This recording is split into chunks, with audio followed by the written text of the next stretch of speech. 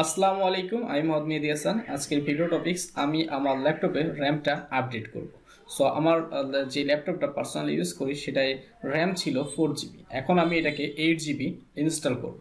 So আমি যে র্যামটা কিনেছি এটা হচ্ছিল দারাজ থেকে কিনেছি এবং এটার যে কনফিগার ছিল সেটা হচ্ছিল 8 জিবি র্যাম এবং 1600 mAh দেখতেই পাচ্ছেন।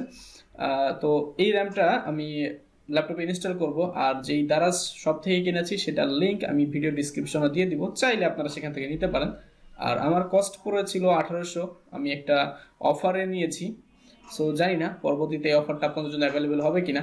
তো যাই হোক, আমি যেহেতু পারফরমেন্স ভালো পাচ্ছি সেই ক্ষেত্রে ভিডিওটা তৈরি করা। সো আমি ল্যাপটপটা ওপেন করব, ওপেন করে আমি বর্তমান যে 4 জিবি র্যাম আছে সেটা আমি দেখে নিব। আর এই যে র্যামটা দেখছেন এটা ইনস্টল করতে আহামরি কিছুই না, জাস্ট একটা স্ক্রু ড্রাইভার লাগবে।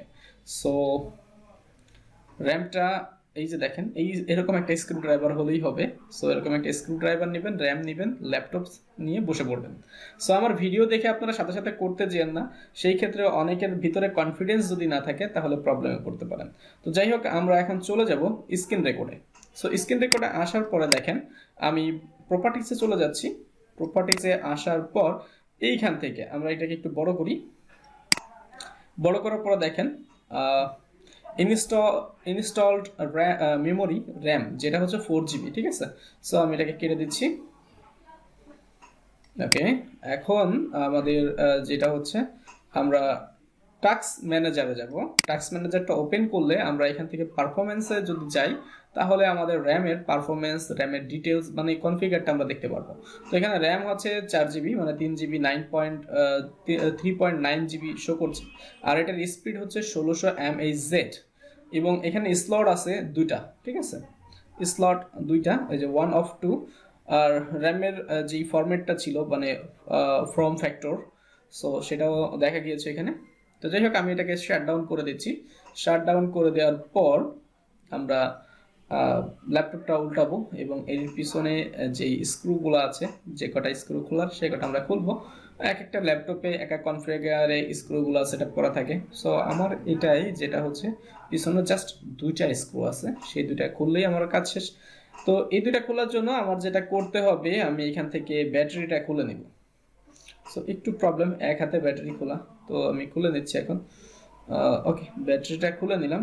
খুলে নেওয়ার পর আমি এখানে হচ্ছে এই যে স্ক্রু একটা, এখানে একটা স্ক্রু আছে আর এখানে একটা স্ক্রু আছে, এই দুটোকে খুলবো। আমি এর আগেও একবার খুলেছি। সো আমার মোটামুটি একটু অভিজ্ঞতা আছে। তো আপনাদের যাদের এই ধরনের অভিজ্ঞতা নেই তারা এই কাজটা একটু কম করবেন। আর যাদের কনফিডেন্স আছে, অভিজ্ঞতা নেই বাট কনফিডেন্স আছে আমি পারবো, তাহলে তারা আপনারা এই কাজ করতে পারেন। ওকে, কারণ কনফিডেন্স হচ্ছে সবকিছু। আর ভিডিও কোয়ালিটিটা একটু লো এসেছে, রিজন হচ্ছে আমি মোবাইলের ক্যামেরাতে করেছি আর এক হাতে ক্যামেরা নিয়ে আর এক হাত দিয়ে কাজ করা একটু প্রবলেমের। যাই হোক, আমার নাটগুলো খোলা হয়ে গেছে। এখন উপর থেকে নিচের দিকে একটু টান দিলেই ক্যাচিংটা খুলে আসবে। সো আমার ক্যাচিংটা খুলে এসেছে। এখন দেখেন এখানে দুটা র্যামের স্লট দেখতে পাচ্ছি আর আমার এটা এসএসডি হচ্ছে M.2। তো যাই হোক, এই যে একটা র্যাম ইনস্টল আছে আর এই র্যামটা আমরা এই যে খালি স্লট বা DDR3 উপরে বি দেখাচ্ছে, আমরা এখানে ইনস্টল করব। সো জাস্ট এই যে র্যামটা, তো দেখেন এই র্যামের এই যে একটা কাটা দাঁত আছে দেখাচ্ছি, এই কাটা দাঁতটাকে আপনারা হচ্ছে নিচে বসাবেন। আর এই যে র্যামের ওয়ারেন্টি সবকিছু লেখা আছে, খুবই ভালো এবং ফ্রেশ কন্ডিশন, মানে নিউ বলতে পারেন। নিউ একটা র্যাম, কোনো মানে রিইউজ র্যাম না, একদম নিউ। সো এটা হচ্ছে এই যে কাটা দাঁতটা, এই দাঁত বরাবর আমরা আমাদের র্যামের যে স্লট আছে সেখানে একটা পিনের মতো থাকবে, ওই বরাবর বসাবো। আমরা উল্টাভাবে যদি বসাতে যাই, দেখেন এই যে এইখান থেকে এইখানে একটা কাটা আছে। সো এই কাটা বরাবর এই কাটা মিলিয়ে দেন হচ্ছে র্যাম ইনস্টল করব। অন্যভাবে আমরা ট্রাই করলে র্যামের স্লটে বা র্যামে প্রবলেম হতে পারে। সো অন্যভাবে ইনস্টল কখনোই হবে না, বাট ট্রাই করলে প্রবলেম হতে পারে। ওকে, জাস্ট আমরা পিছনে নিচের দিকে একটু প্রেস করলাম, প্রেস করলে আমাদের র্যামটা ইনস্টল হয়ে গেল।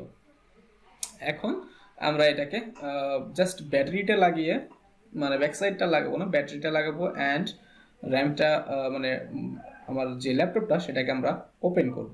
ওপেন করলেই আমরা বুঝতে পারবো যে র্যামটা কাজ করছে কি না। তো একটা বিষয় আমি বলি, যদি আপনাদের র্যাম সঠিকভাবে কাজ না করে তাহলে আপনারা যতবারই ওপেন করার ট্রাই করবেন আপনাদের কোনো ল্যাপটপ ওপেন হবে না। রিজন হচ্ছিল র্যাম নষ্ট থাকলে ডিসপ্লেতে লাইন আসে না। সো সেটা একটা দুটা র্যাম স্লটের একটা হোক আর দুইটা হোক।